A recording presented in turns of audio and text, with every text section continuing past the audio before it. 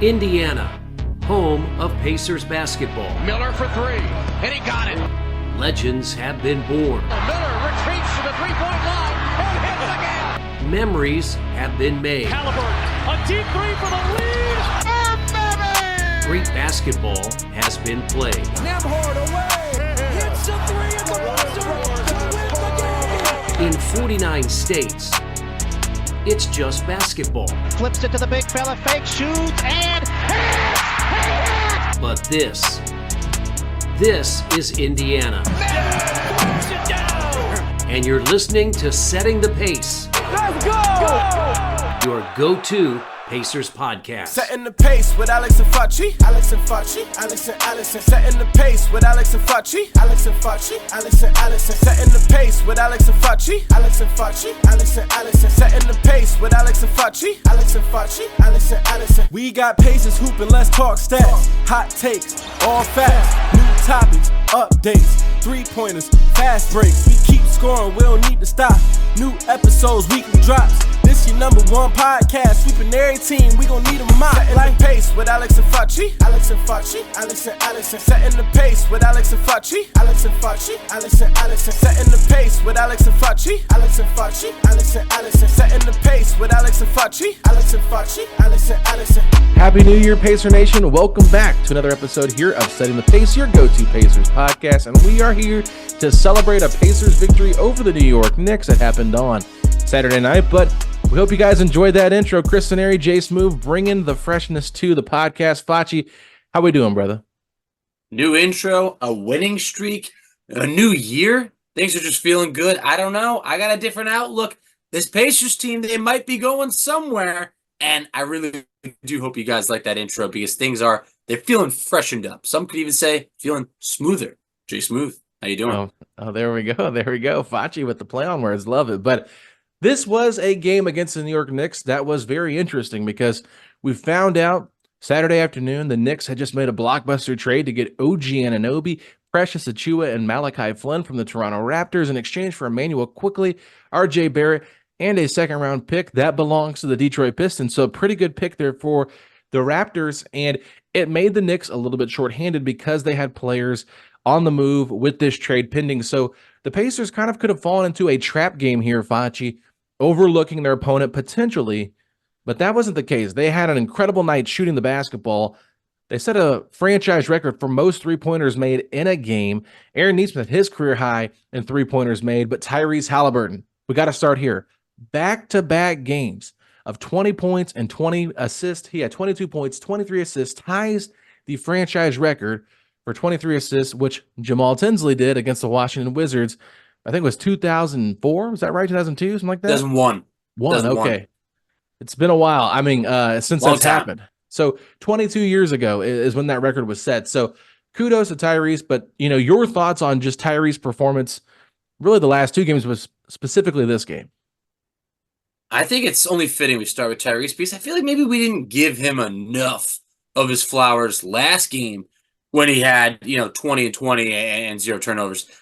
He is playing on another level right now. I mean, you talked about what he did to do it in back-to-back games. Elite company. The only players to ever do that, Magic Johnson and John Stockton, two of the best point guards of all time.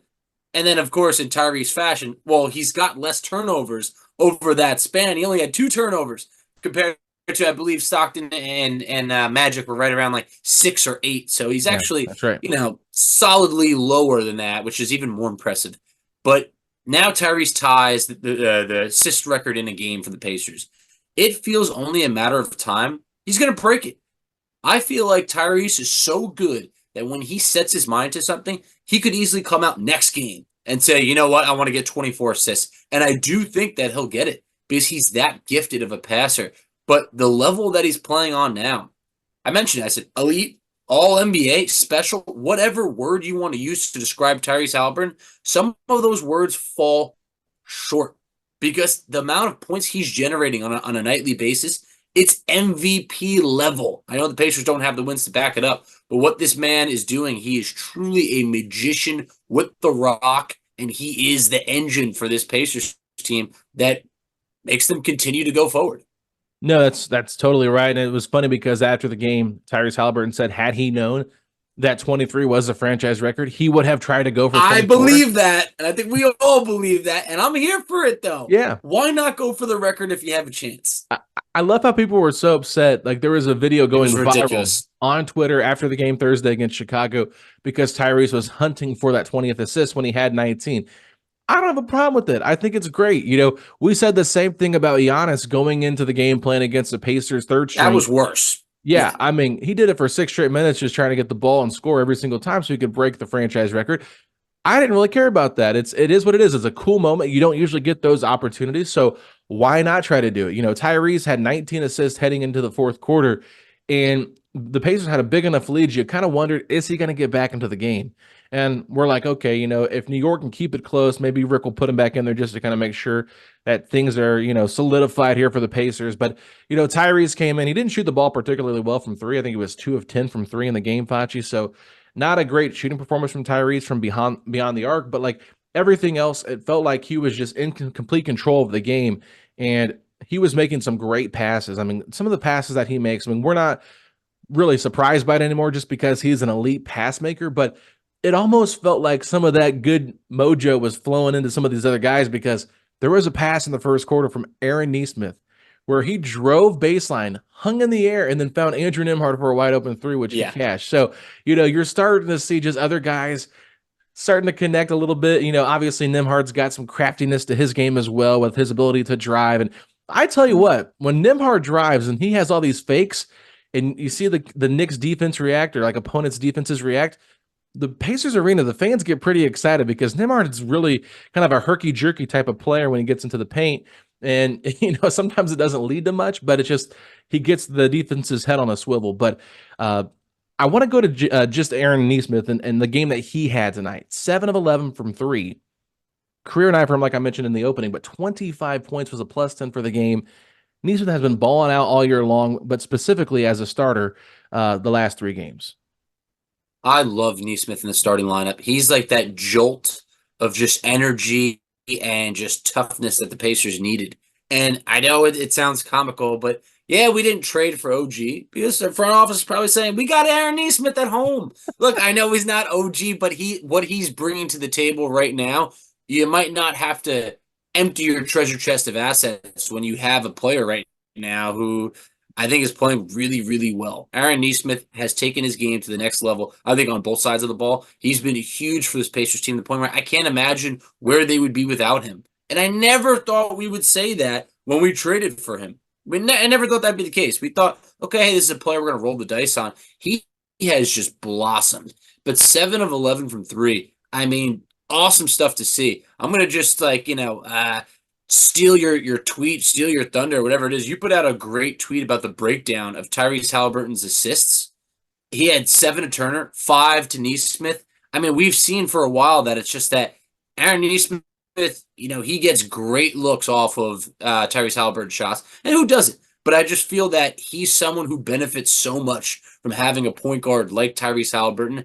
And Nesmith in the starting lineup, it's going to be someone that I just don't know how you could even think about taking him out of a starting lineup at this point. He's shooting the ball incredibly well this year, and it's one of those things where, not to cut you off, I believe he's about second in the league in 3-point percentage. He's up there. Yeah, I think Wheat Hotchkiss asked that question last night to Tyrese Myles. I can't remember who he asked it to, but you know, he is shooting the ball at a high clip, and the fact that he's been able to make so many shots, like it just kind of shows the work that he's put in to his game since last year, because we saw Nesmith start. We were kind of worried about the shooting early on last year. I remember that we're like, man, you know, he was known for being a shooter in college. It's kind of what he got labeled as, but he's more of a junkyard dog. And if he can find ways to be effective from outside, like that makes him really versatile, because defensively, we know what he brings to the table. Like he's going to give it 110% every night. He can play a little bit out of control at times just because he gets going so fast and has all that momentum dragging him to where he needs to go. But I just feel like when I watch Aaron Nesmith play and he's shooting the ball with confidence, it's going to go in almost every time. It kind of has that same ripple effect that it has for Myles Turner. When you see Myles hit his first three, he usually has a pretty solid game shooting the basketball. When Myles kind of slaps some off the backboard a couple of different times, you go, oh no, it's not looking great for Myles. And he kind of gets in his head a little bit too. But, Nesmith had a really solid game, and I feel like adding him to the starting lineup, you did worry a little bit about, if we pull Buddy out, is that going to affect the offense and the floor spacing? Well, Tyrese talked about it post-game when I asked him about that starting lineup and the changes that it's made, with the ability from Jaylen Smith and Aaron Nesmith to shoot the basketball this year and really work on that part of their game. It has opened up the floor still while allowing them to be more defensive-minded with that first group. It really has. Both players have shot the ball so well this year. Aaron Nesmith is shooting 48.9%. Not from the field, from three-point land. That is insane. How many attempts? It really is. Jaylen Smith, I'll have to go back to that while I have Jaylen Smith right in front of me. Okay. Jaylen Smith is shooting 62.9% from three on just under 2 attempts. So for Aaron Nesmith, he is attempting, and it's a far more healthy sample size than Jaylen Smith. So he's attempting 4.6 threes per game. That is a very healthy sample size to be shooting about 49% on. So it's not like he's getting up 2 threes a game. This man's letting it fly, and it's at a rate that this looks like the college Aaron Nesmith that played, I think maybe like 12 games at Vanderbilt, where he was just scorching hot from three, and everybody said this is a sharpshooter. Well, here he is. So great to see both players having that three-point stroke going, because it makes a big difference when they're in the starting lineup and they do still have the spacing that the Pacers want to have. If Jaylen Smith was shooting, I don't know what it was, like 28% last year from three, yeah, it's not going to work. If Aaron Nesmith is shooting, 34% from three, it's a little bit sketchy. These guys are on another level from the internal progression that they have had, and I love to see it, because when you said guys internally need to get better this year, those two players, I think, took their game to the next level the most out of anyone on this team. Obviously, Haliburton is so gifted to begin with, but Nesmith, Jaylen Smith, they're outperforming anything we could have imagined that they would coming into this year. And they've sustained it too, right? Because that's the thing. We saw them play really well early on. We thought, can they continue this as they progress throughout the season? And they really have. They've held up their own end of the bargain kind of thing, and they've been able to just kind of showcase, okay, they're really good players. Now, are they starters on a team that's going to make the playoffs? Potentially, with this Pacers group, I think Tyrese Haliburton can raise the floor of a lot of teams, really pretty much any team with his ability to pass and get guys involved and the amount of gravity he draws to the offense. But I will just say this, those guys are probably best suited as like backups on a really, really good title contending team. Yeah. But that shouldn't take away from what they're doing with this group. So, Jaylen Smith, his contract situation coming up here, he's got a player option at the end of the year. He could opt out of that. Obviously, could be looking for a bigger payday. Do the Pacers go out there and offer him a bigger payday? I think that he's earned it, but he has to stay healthy. So, I don't want to get down that rabbit hole too far, because I feel like a guy's game that got overlooked in this one, surprisingly, led the team in scoring, Myles Turner. 28 points, 10 of 17 shooting, 6 of 8 from the field. He had 8 rebounds for the game, Facci. Kind of surprising. No blocks for him. But, Myles had a pretty solid game once again after having a really dominating performance against the Bulls just 2 days ago. So, Myles Turner, I feel like he's done a really good job. And the ability for him to adapt playing with Jaylen, I think, has also been something that's interesting to see as well. Death, taxes, and Myles Turner getting a hot start, leading to a great performance. That's what he does. Turner scored 9 of the Pacers' first 19 points. He's gotten the Pacers off to a really good start. Actually, a handful of times, even recently. Against Chicago, he got off to a good start. It feels like quite often Turner's able to get 7, 8, maybe 9 points in like the first quarter. Maybe there's like a quarter or so where he's not as involved, but I think that Turner I think the Pacers know what it means to get Myles Turner involved early. And that same tweet that I mentioned that you put out, Haliburton had 7 assists to Myles Turner. That resulted in 18 points. That was the most out of anyone. So it feels that Haliburton has done a great job getting Turner involved. And I remember that first year when Turner was hurt, when we did acquire Haliburton, they didn't get to play together. And it was like, are we going to move Turner or not? It would have been the biggest shame and detriment to his career to not get to play with Tyrese Haliburton. So love the performance from Turner. I think that he had his downs maybe kind of right after the in-season tournament, and I know he missed a game, and then he's come back, and he has put together a string of very good performances lately. Maybe he's battled foul trouble in between, but this is the Myles Turner the Pacers need and hoped for. Awesome to see him deliver. I want to go back to what you said about, Myles and Tyrese, Myles being injured when Tyrese was traded here. I feel like you were pretty adamant about saying, let's see what Myles can do with this group before we just look to move him. I completely agree, because it's like, what real point guard did Turner have for a while? I mean, you got Brogdon. He's not a real point guard. He's a combo guard.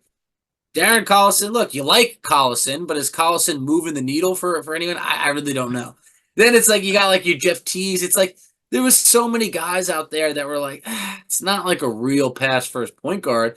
I just feel like if you wanted to unlock Turner, it's like, can you at least just like give it half a season? If it doesn't work, then you look at the deadline.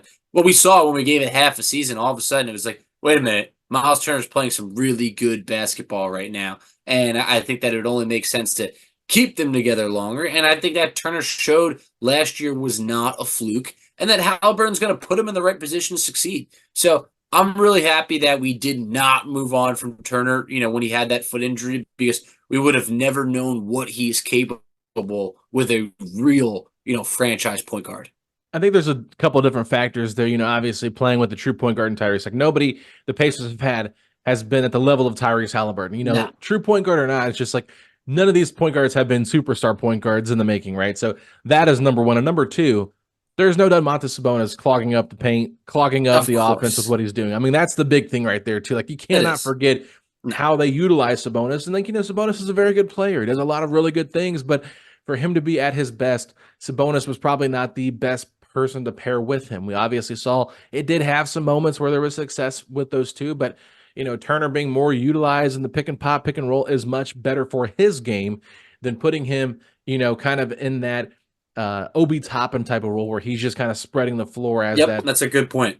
Floor spacer at the four. So kudos to Myles, but I really have liked the combination of him and Jaylen together. There's a couple plays early on. I think they even had Jaylen Smith in a post up. They were able to kind of take advantage of some of the size differential there by having these two 7-footers out there, basically, who can shoot the three. And I think Myles even said it that him and Jaylen kind of have similar types of games. So because they're kind of similar in the way they play, they can shoot the ball well, they can go in the post and score. It does add a bit of a different dynamic for teams to defend, rather than going up against the small ball four like a Nesmith, or maybe playing, against Obi Toppin, a guy that's not going to post you up, but he might be able to shoot a three or catch a lob. It's a different look. You're not probably going to see as many lobs to Jaylen or Myles from Tyrese with this group, but they can still, hurt you on the inside because of their versatility. No, they could. Jaylen did flush a lob the other night against, I believe it was Chicago. It was nice to see. He can do it. He can do it, but also to your point that you made earlier in this episode is that so far, Jaylen and Myles have played well together. This has not looked like that's ugly. I know Jaylen Smith didn't have this eye-popping performance in this game, but you don't need Jaylen Smith to be, even your third option. So it's like, can he defend? Can he rebound? Yes, he definitely can. And I think that both of those players have played well together thus far, to the point where there hasn't been a need to be like, you know what, let's make a change. If anything, we're 3-0 with this lineup. I like the energy that it's brought, and that's similar to what Tyrese said when you asked him. Jaylen's been able to keep that floor spacing to the way that the Pacers want, because he is able to knock down shots. And I know tonight he was just, not tonight, but the previous game against the Knicks, 1 of 2 from 3. Yeah, it's not that crazy, but he has not had a shooting performance this year that has hurt the Pacers to the point where, like, what is he doing? He's a smart shooter. He picks and chooses the right opportunity to shoot a three, instead of going like, he's 0 for 4 tonight, or he's 1 for 6. That doesn't happen. Yeah, and I mean, I asked Rick Carlisle too about, Jaylen being at the 4 and just kind of like what those lineup changes brings. And Carlisle, I kind of clipped a little bit because he was talking, but basically said it's toughness and length. We're starting our biggest lineup possible. Size has hurt us all year defensively, so this is a measure to help us out on the boards, etc. And I think you can definitely tell there has been more of an emphasis to be more effective on the glass. I would say they're still running quite a bit, but it doesn't feel like they're like leaking nonstop. And I did ask him about, Obi Toppin's rebounding the last 2 games, 12 rebounds against Chicago, 9 rebounds against the Knicks tonight. And I said, is that something you guys are doing schematically, trying to encourage Obi to be more of a rebounder than a leaker? And in Rick Carlisle fashion, did not elaborate, just gave me a one-word answer and said yes. So it was confirmation that, what you're saying is the Pacers asking Obi to be more of a rebounder than someone that leaks out. But I want to go now to the bench because there was one thing that I think we probably noticed a little bit different in this game compared to the other 2, and that was the reinserting of T.J. McConnell back into the lineup as the backup point guard. It felt like those first 2 games, Andrew Nembhard struggled a little bit. It just felt like the offensive flow wasn't as there wasn't as much continuity with that lineup. So I don't really know if that's a long-term thing or if it's just hey, we're going to try this out right now, just see if it helps us out a little bit. But I did feel like the bench played a little bit better. McConnell wasn't great in this game. He was fine. He was pretty solid, but it allowed Nembhard to kind of just play in that same role as the backup or as a starting shooting guard and not have to be overloaded with, okay, guard the best perimeter guy like Jalen Brunson all game long and then go run the backup point guard spot. No, that's a good point. And yeah, the McConnell minutes weren't anything to, really be impressed about. I think a decent amount of them came, in the fourth quarter when you're like, all right, give him some run with some of the other guys. But for McConnell, a couple turnovers, nothing truly impressive. But for Nembhard, just before we go to the rest of the bench, I thought this was an awesome bounce back performance. He was a plus 20 in this game, 14 points, 5 boards, 5 assists, 2 steals. He did still have 4 turnovers, which is more than you want. But I felt like Nembhard's best performances were by no means in the previous few games in the starting lineup. So awesome to see him have that type of play that we know he's more than capable of. And then for the bench unit, Obi. He's rebounding more. That if he could just do one thing, rebound. But he also gave you 3 blocks. And I think that he is just contesting more on the glass and the defensive end. And that's great. We don't need all these highlight. What is one highlight dunk if you give up a ton of points and you pull down 2 boards? I can do without the highlight dunk. Give me the rebounds. But one guy that we gotta shout out is Benedict Mathurin. For sure. Mathurin, 20 points on 7 of 10 shooting. It could almost blow your mind that he didn't grab a rebound. He didn't have an assist. He didn't have anything else other than 2 turnovers. But this man is a scorer. He is a scorer. It's who he is. It's who he wants to be. It's just naturally him. And on a night like tonight, he was efficient. And you could live with that type of play to say, hey, just give us some scoring. And I thought that he delivered against the Knicks on that. He was a plus 11 on a 7 of 10 shooting performance. He had some nice catch and shoot moments too. I know that that's one thing that they've talked about with Ben, just becoming more of a catch and shoot guy and not always a guy that has to catch and then kind of get himself set up for a shot. But he did have a couple. I know he squibbed one in. It was kind of an ugly looking flat shot, but it went in and that's all that matters, right? It counts the same way. But you're right. I think it was kind of funny. I felt like Ben was having a really good game when watching it. It's like, man, everything he's shooting feels like it's going in tonight. And then I looked at the box score and I said, man, he had zeros across the board besides 2 turnovers. I'm like, I was kind of surprised by that. There was one sequence where I remember Ben did get kind of, beat on a rebound where he was supposed to be boxing out. And Ben does this quite a bit. When he's not involved in the play, he might not go make a contact initially with the guy that's crashing the glass to get that board. He just kind of stands there in position hoping to get it. And then a guy will come from behind and just be able to tap the ball away. And that happened on one possession. I think it might have been Josh Hart or DiVincenzo. The Knicks ended up getting like 2 or 3 chances there on that possession because they allowed 2 offensive rebounds. So, it's a work in progress with Ben, but I feel like him coming off the bench, continuing to adapt and just kind of do whatever the coaching staff asks of him. We've not been able to sit here and say consistently like Ben Mathurin's been, a great player this year, but I think we're seeing the growth from him in his sophomore year, one that makes you feel pretty solid. 7 of 10 from the field. And I feel, Haliburton had a couple of assists to him in this game. So he is a guy that I think is continuing to evolve as a player. And once he puts it all together, I think he could still be pretty special. It's just having to take that time to kind of figure out what his role is, what he's supposed to be, and how he can impact this team the best way. Yeah, and it's tough when obviously scoring is the thing that he does best. And sometimes the Pacers need more than just scoring. So I think that's why sometimes his minutes, his role kind of fluctuates a little bit. I've seen comments on our YouTube channel like, man, you guys really hate on Mathurin. It's like, no, we just want to win. And I think on a night like where like against the Knicks, it's like 20 points is great, but like, yeah, when you do look and you see zeros across the board and everything else, you don't want to have it water down the 20-point performance, but it's also like, come on, man. Like, we need, can you get one assist? Can you get one rebound? Can you anything like that? But in terms of how the Pacers really kind of won this game and pushed away, this was a really close game. It was a 2-point game at halftime. I believe it was 65-63. And I was like, oh my God, come on. The Knicks have like half a roster right now. This would be a deflating loss going into 2024. And I feel like the Pacers really responded in that third quarter. They had a 41-point third quarter in which they hit 8 3-pointers. And basically, ESPN had a great stat, and I'll give them a shout out. But from the 10:31 minute mark to the 1:04 minute mark, Indiana outscored the Knicks by 19 points. I just thought that during that span, so I mean, essentially the whole third quarter, but during that span specifically, they ran away with this game, and they went into the fourth. They were up 105-92.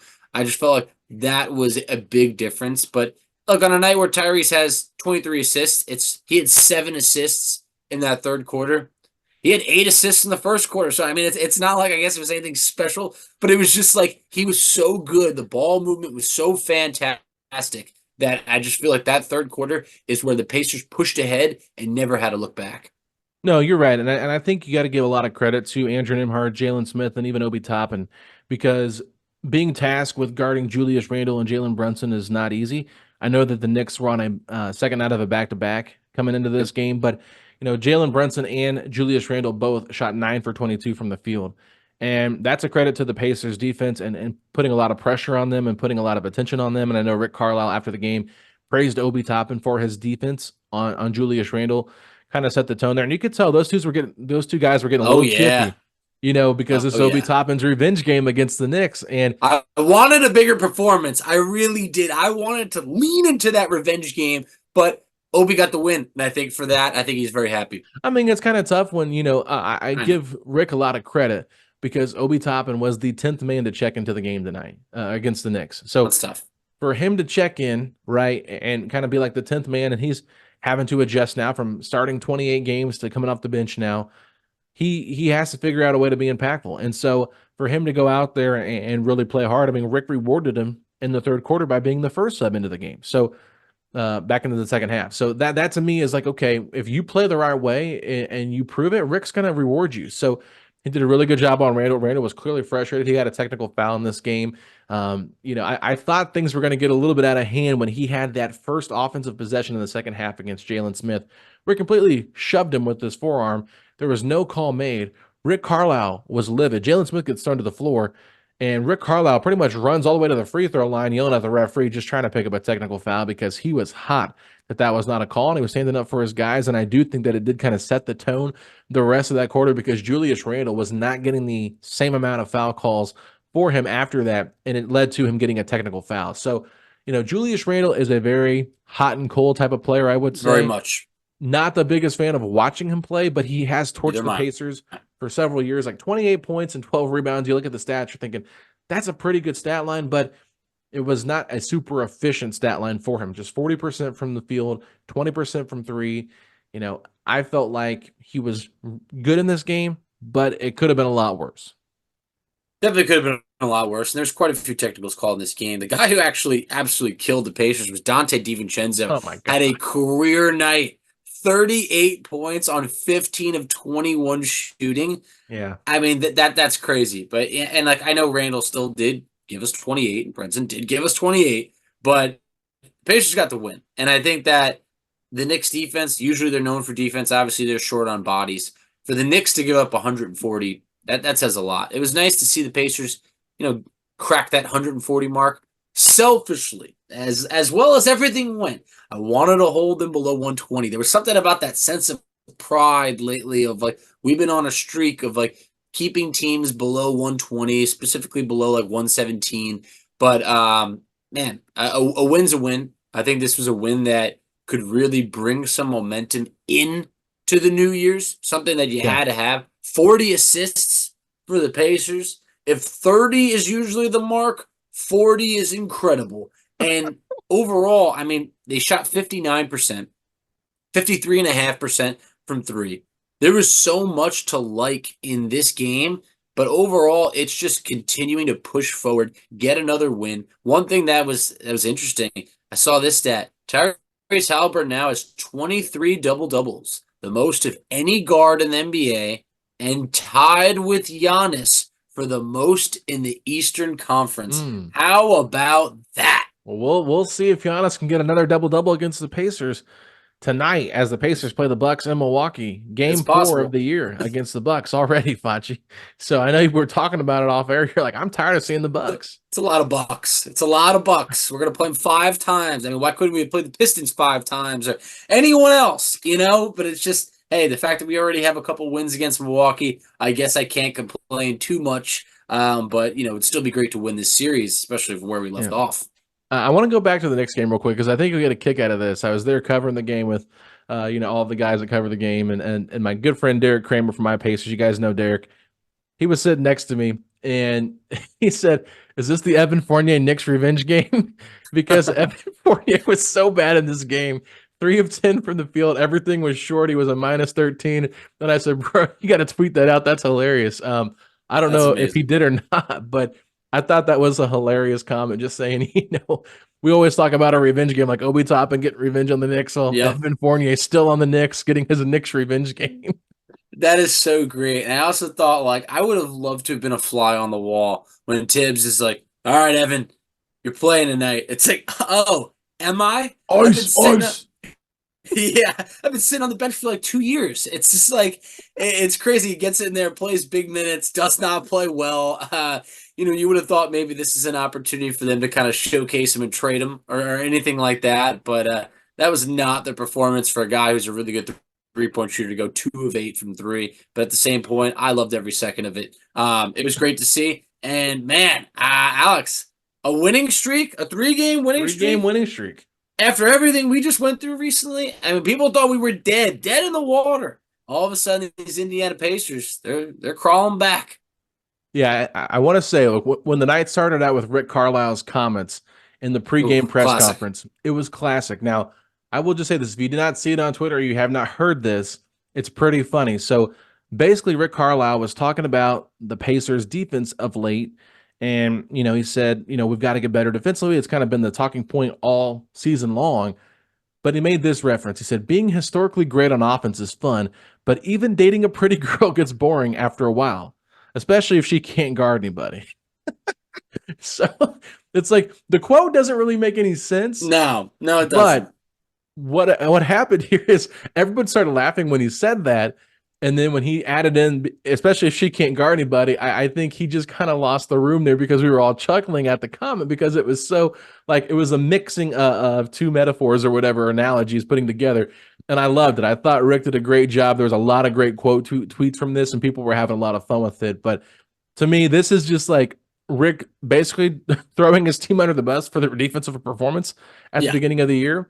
And, I understand that like being really good offensively can get kind of boring after a while, especially if you can't stop anybody, but scoring 140 points, seeing Tyrese pass out 23 assists, that is pretty fun to me. It is pretty fun. I had a blast. And I know that I feel like this is one of the rare games that you could overlook giving up 126 because it really didn't feel that bad. It wasn't like against Atlanta Hawks where we're physically trading basket for basket. It's like, the Pacers won this game by 14. I felt like they probably could have won it by even more if they kept their foot on the gas. But overall, I mean, I'm not mad about giving up 126. It is fun. It was a great comment by Carlisle. My boss actually, messaged me late at night. He heard that comment. He loved it. It just feel like it was one that was just like a fun moment for a team right now that looks to be having some fun. There's no doubt about it. This team is having fun, and we're getting excited. I wanted to pull up some of these quote tweets here because, Tony East put the tweet out like first, and so a lot of people responded to it. I'm trying to see if there's one that was specific to that what made me laugh so hard because it's basically like, it's too long for me to find all these because there's so much going on with these quote tweets. I mean, it's out of control. But just go look at Tony East quote tweets of Rick Carlisle's comments on the thing he said about a pretty girl, it's boring after a while. I'm just saying, go look at his quote tweets because you will find yourself laughing. But great win for the Pacers, obviously. Starting out the new year right, 3-game winning streak, like you mentioned, Facci. LeVar Ball has been very present on Pacers Twitter as of late. Thankfully, because the Pacers have won some games. But the best part of the game after the win, to me, was just the last minute. And seeing Rick Carlisle sub back in Obi Toppin to be able to get a minute on the court with his brother Jacob Toppin, who is on the Knicks roster. So thought that was a pretty cool moment by both Tibbs and Carlisle to make that moment happen. I think that it's what every brother ever dreams of.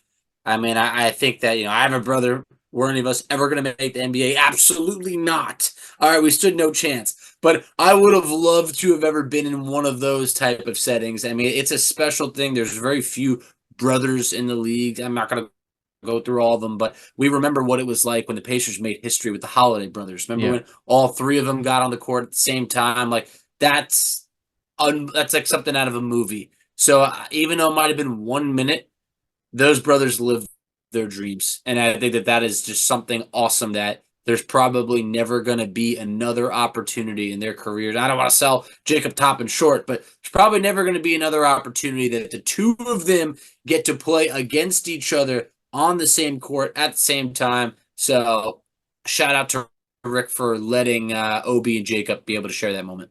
Absolutely, Facci. So as we wrap this one up, we obviously wanted to touch on the OG Anunoby trade, right?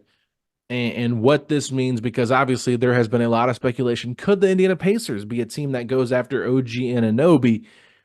But obviously the New York Knicks swooped in there and got him before the year was over. So OG Anunoby going to the Knicks. What were your thoughts on that, and how do you think that kind of reshuffles the playing cards for the Pacers? Well, I think this kind of came out of nowhere. We heard the Knicks were linked, but I don't think anybody expected the deal to get done when it did.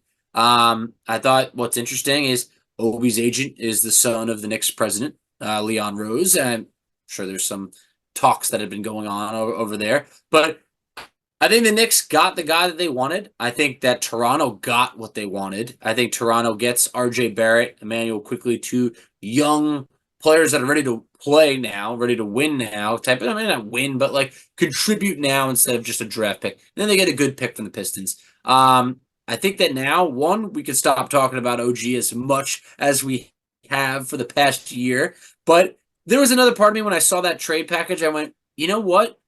I don't know how the Pacers really would have beat that package without sacrificing a lot. Yeah. And then I heard the money that maybe OG might want. I heard that it's tossed out there. Maybe it could be $40 million per year. It could be anything. It was crazy. I couldn't believe it. If that's the case, 14 points a game for $40 million? I could Who does not he think he is? I have no idea. I wonder if that's trying to capitalize. I'd be like, well, you just traded a lot from me. You have to resign me. This is what I want. But if that was the situation for the Pacers, we traded a lot, then had to pay him $40 million per year. I'm sorry, but just like you said, who does that man think he is? I don't know. That's too much for me. Yeah, no, I definitely felt like in the moment, like, okay, that's a really good grab for the Knicks because they've got a pretty solid team. Yeah. I like RJ Barrett. He's been a little bit inconsistent with the Knicks, and I feel like Emmanuel Quickley has been the same. So maybe a change of scenery. Obviously RJ Barrett going to his home country in Canada. He's Toronto. going to like that. That's really cool for him and kind of be the poster boy there for Toronto. That's awesome. But, they still have Scotty Barnes. They still have Pascal Siakam. Dennis Schroeder's there. They're going to bring Emmanuel Quickley over. Like, Jakob Poeltl's there. Like, this isn't a Raptors team that I think has taken a step back by making this trade of OG Anunoby. I think that OG Anunoby is a good player, but they had to make a decision because he was a player option contract that could walk in free agency. There was a lot of signs pointing to the fact that he could. It was interesting that just a couple of weeks ago, Brian Windhorst was, on the podcast and on ESPN saying that if they're going to move one, it's more than likely they're going to move Siakam over OG Anunoby because they believe OG Anunoby fits long-term next to Scotty Barnes. So for them to make that move, you talk about it. That is quite a bit to get RJ Barrett and Emmanuel Quickley, but no first-round picks were involved in this trade. They did give up a second-round pick that we did discover is unprotected. So they're from the Pistons too. So that's like a 31-32 overall pick. We kind of know how that is impactful with the Pacers using that Houston's pick to get Andrew Nembhard just 2 years ago. So or it might have been Cleveland's, but it was Cleveland's through Houston, I think. So regardless, Yeah. it's one of those things where it's like, I like this trade for both teams a lot. I think that OG can kind of fit in with what the Knicks want to do, especially because I feel like his defensive mindedness is going to help Tom Thibodeau and what he wants to do. But if he's talking about a bigger offensive role, I don't know where I see it coming from with this group assembled as it already is. And is that going to lead to frustrations? I'm not saying it is or it isn't, but there was comments in Jake Fisher's piece talking about OG would be willing to sign for less if he was dealt to a team like New York, just because he wants to maybe be there. But we hear a lot of stuff happen and guys get excited about going to a situation, but a lot can happen in the next 5 months. And if things don't play out the way that OG maybe wants them to play out, and then the negotiations maybe get a little bit tougher there between Rose and OG, I don't know if he's going to be a long-term lock. I mean, I would say that I would lean more towards the fact that he does re-sign there long-term, but I would still say, like, there's still a small crack in the window where I think it's not completely shut yet that he could leave. Anything is possible. I do think, though, that the Knicks, when you made this deal, you have full intentions of re-signing him. And I don't think that they would have taken such a risk if they didn't feel very confident. But they'll come to a deal. I really do think they will. But when you talk about a bigger role, Alex, this guy's locked into being the third option on the Knicks. This is a team that goes through Jalen Brunson and Julius Randle. That is how they do it. And you talked about Randle being hot and cold. That's exactly how his emotions are too. If Randle then fell to the third option, they're going to have some problems internally. So I think that could he get a couple more points per game? Yeah. Is he going to be the number one or number two? No, I do not think so. And Tibbs is a tough coach to play for. He really is. I think that OG brings the defensive capabilities that Tibbs absolutely covets and looks for. And I think that if the Knicks want to take that step forward, having a guy like OG is essential. You need a guy to be able to guard like the Jason Tatums and those type of players that are out there in the Eastern Conference playoffs. I also don't think they were going to re-sign Emmanuel quickly because they have Jalen Brunson. So I think that was kind of that, okay, at some point we're going to move on from an RJ Barrett, good player, third overall pick behind Zion and John Morant. I think that's a little bit tough because those players are times superstars. But I think for Barrett, he needed a fresh scenery. The New York media, they're brutal. I mean, I live out here. The way that Knicks fans talk about Barrett, sometimes they make him seem like he's a bust. This is a guy who's averaging about 20 points per game. He's a good player, but he's a third option on the Knicks. And it's just, he's going to go to Toronto, and I think he's going to do good things. I really do. Is he ever an all-star? I don't know. Either way, I think this was a win-win trade for both teams, assuming that the Knicks re-sign OG Anunoby at a number less than $40 million per year. But when this trade happened, what type of offer were you thinking could have got it done for the Pacers? Good question. Way to put me on the spot because I haven't really thought about what it would cost. I kicked some tires around in my head. Would have been easy. I was thinking something like you probably have to obviously got to throw in Buddy's contract to kind of make it work. And I would think Jarris Walker has to be involved, and then maybe one of your first round picks that you got, maybe the one that's like the 4-team protected type thing that they got from the Nuggets last year that I think will eventually be the Clippers pick, which we've talked about. Maybe something like that just because it isn't expiring, but you're giving up a huge asset in a Jarris Walker.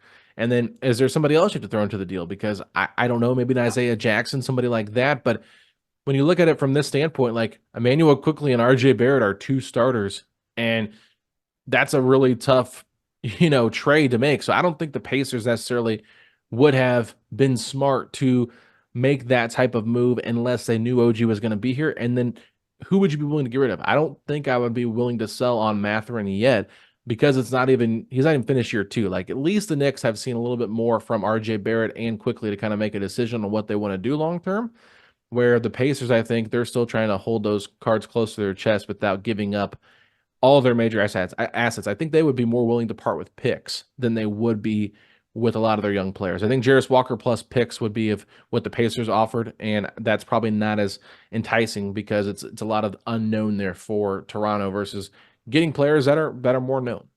And that's where I'm with you with that. When you look at, like, okay, salary-wise, Buddy fits in very well would they want Buddy? Because look at what they got. RJ Barrett signed. He signed for the next few years. Yep. Buddy's an expiring that they probably wouldn't have interest bringing him back. So then you're like, okay, what about Bruce Brown? Okay, well, Bruce Brown only has one more year on his contract. Like, good player if they want to continue to try and win. So I think with RJ Barrett, they checked off a major box. Young player, good player, signed for the next few years. You could sign quickly. I think if you're the Pacers, your offer is either a Bruce Brown or a Buddy, and then no doubt I think they're asking for Mathurin. If they're not asking for Mathurin, they're definitely asking for Jarris Walker. So you're giving up one of your top young players, definitely minimum at least one first-round pick. And I still think if your offer is Buddy Hield, Jarris Walker, and a first-round pick, is that better than RJ Barrett, Emmanuel Quickley, and the Pistons pick? I don't think it is. No. I don't think it is because that Pistons pick could be 31st overall. It sounds like it definitely will be the way the Pistons are playing, even though they did get a win, which is, hey, there you go. They beat the Raptors, who just made the trade. They said something like, and of course they beat the Raptors, who was thin on bodies, and I think they said something like, they feel incredible. It was something like that. Monty Williams was crying in the locker room. Yeah, everybody deserves a win. So there you go, Pistons. But I don't think that our offer would have beat the Knicks offer unless we're talking like Buddy, Jarris, 2 first-round picks, and then maybe there even is like, an Isaiah Jackson or someone thrown in there like that. It's a lot to give up. It really is. Yeah, and that's why I don't think the Pacers were willing to make that move. But, I thought it was interesting because our good friend Mike Escato put out an article on Hoops Hype talking about how the Knicks going after OG, they want to keep him long term. The next guy that could be available is Julius Randle, and they could trade him and kind of keep Brunson and OG together. So it could be kind of like we're trying to stay competitive, but we're also looking at maybe shifting how we run this team together, because we talked about it. Julius Randle was hot and cold. Like, he was not very good in the playoffs last year. And it was like, okay, this guy, you can't really rely on him for a 7-game series. Like, he's got moments here and there, but is he that guy that you really want to pay a lot of money to? And is there a team that could be interested in him? I don't know. But it did kind of also put out there like some speculation. Toronto they bit the bullet. They finally made the move to kind of break up this core. Does that mean that Pascal Siakam could be on the move now? And I will say this, there are a lot of people torn on the idea of the Pacers going after Pascal Siakam. In my mentions, I think that more people would be excited about it once the deal actually happened and they saw Pascal play. But right now, from we're emotionally attached to these players on our roster, plus Pascal being an expiring, it does make people a little bit nervous. But I think that if Pascal Siakam does become available, I did listen to his press conference after the game against the Pistons. Was not happy that they lost that game, obviously. Was asked about the OG trade, and he said, I don't make the trades around here. I wish OG the best. Obviously, it's a tough situation for us. But, losing a guy that you've been there with for a long time, it's not easy. But I do think that if Pascal Siakam does become available by the trade deadline, the Pacers will be very active going after him, because I do think he fits this style of play very well. And you might say, is it the right time to make that deal? I'm not the one to make that decision because I don't run the team, but I think if they want to get better and get more wings, Facci, and more like of that hybrid 4, this is a good opportunity to strike when there is one that's still in his prime available. I agree. And I think that things changed quickly. Right when that OG trade came in, everybody was like, I wouldn't have given up anything. I would have gave him a bag of chips. It's like, sounds like a lot of you guys wanted OG 2 days ago. Yeah. So it's a classic, we don't get our way. What? We didn't want to do that deal anyway. For Siakam, if someone else got Siakam, people probably would have been like, well, we probably could have gave a little bit more, or, oh, you know what? I wasn't interested. I think the Pacers have an opportunity and they're not overpaying. I think that now Toronto, now that they got some good young players, I think this is where they might want draft picks. Yep. This is where I think they might be fine with matching salary, maybe a good young player, but picks. And I think that now, there's only so many young players they could really get in return. Now is where they could be. I'm not going to, craft out a trade right now, but Pacers do have 2 first-round picks. I think it's going to be far easier to be able to get Siakam now than it was before when they had OG. I think now they're probably going to push towards a rebuild, I would imagine, but who knows? And when I say rebuild, Barrett, quickly, those are players that I don't think you're going to be waiting years on. I think they're already averaging between 15 and 20 points each. So I don't know. Siakam, I think it would be in the best interest for Toronto to move on from Pascal Siakam and get a ton of assets between OG and Siakam, in regards to what they brought back on trade. Yeah, it all depends on if Siakam is happy about this trade, because if he feels like he can fit in with Scotty and Quickly and RJ and Jakob Poeltl, then maybe they want to try things out and maybe get that extension done by the end of the year, because, Pascal has been a staple of that Toronto organization, has found the most success there, obviously won a championship with them. So does he feel some of that loyalty to that organization? Potentially. But if the Raptors say we're going to head in a different direction, I think they would, try to find him a landing spot where he could actually be competitive. And the Raptors are going to look for players that could be good. Jalen Johnson was a name that was mentioned that the Raptors wanted from Atlanta in a trade for him, and they were unwilling to part with Jalen Johnson or didn't really want to make that move at the time in the offseason. So, the Pacers having Juris Walker, a guy that hasn't been able to crack the rotation, that could be an enticing power forward. You throw in a couple of picks with that, plus some salary filler. Is that enough for Toronto to bite the bullet and say, okay, we're going to make this move and send Pascal to Indiana? Now, I understand that there is a lot of back and forth on whether you think that's the right move or not for the Pacers, and we can debate that. Giving up on Juris, it does seem a little bit nerve-wracking, but like Tom Thibodeau said, for us to get OG Anunoby, we had to give up some really good players to get him. So if you want to get good players, you have to give up good players, and that's just how the nature of the business works. You cannot just give away guys that don't matter to your team for guys that mean everything to that franchise. So that's where you have to give a lot, and that's why when you see a lot of fake trades, everybody always comes from a standpoint of, I'm going to give 25 cents and hope I get $1 back. That's not how business works. That always happens in dealing with the NBA. So that's why I can't take too many people seriously with their fake trades on social media, just because it's always one-sided for the team you root for. Most of the time, the salaries don't even come close to adding up, and it's like, I can't even respond to this. It's like, I'm not going to be the guy who tries to make himself seem like a capologist or anything, but sometimes it's just like, you're not getting Pascal Siakam for like McConnell, Nora, and some other like Isaiah Jackson. It's not happening. You're so far off over here, and no trade is going to go through like that. But overall, I think that while it would have been great to get OG, it's also nice to not have to talk about it moving forward for the next few months leading up to the trade deadline. I think the Pacers can now set themselves in more of, if they really do want to go after Siakam, okay. But at the same point, you saw deals can happen at any point. It might not be something that rides until the deadline. I think the Pacers now at 17 and 14 have seen enough from this team to say we should be pushing forward. And I know that some fans are still in disagreement with that. There is enough on this roster to be like, I like what we have. If we keep everything together, we probably do max out at being maybe the 8th seed. If the Pacers do make a move, I do think that they can crawl into the top 6. I don't think that that's unrealistic at all, but only time will tell. But for right now, Alex, man, I got a good vibe going into 2024. I really do. We closed out December. I think December had a lot of highs and lows. Feels like the in-season tournament was a lifetime ago.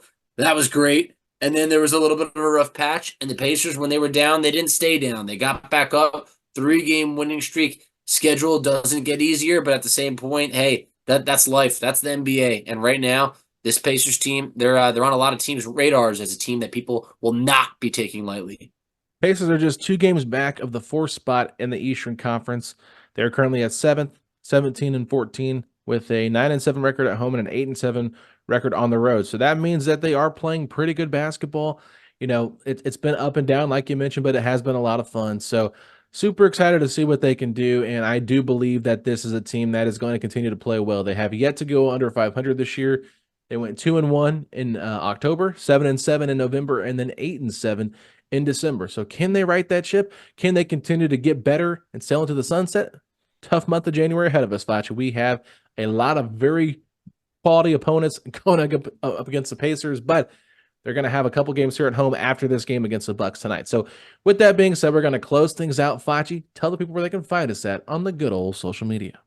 Absolutely. So you can find us on Twitter at PacersPod STP.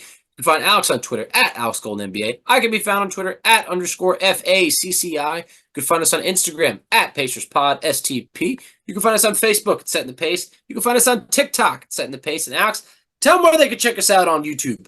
Ladies and gentlemen, go to youtube.com/Setting the Pace, a Pacers podcast, and please subscribe so you can listen to all of our videos there and see me and Facci's beautiful faces on there. Because, on podcast audio, you're not getting to see the face of Alex and Facci. And, look at these faces. We have TV faces and radio faces, so you don't want to miss out on that. But with that being said, if you're hoping the Pacers can get off to another good start here at the beginning of the year and keep that record for the month over 500, then Facci, hit me with those 3 words. Let's go, Pacers! We keep scoring, we don't need to stop.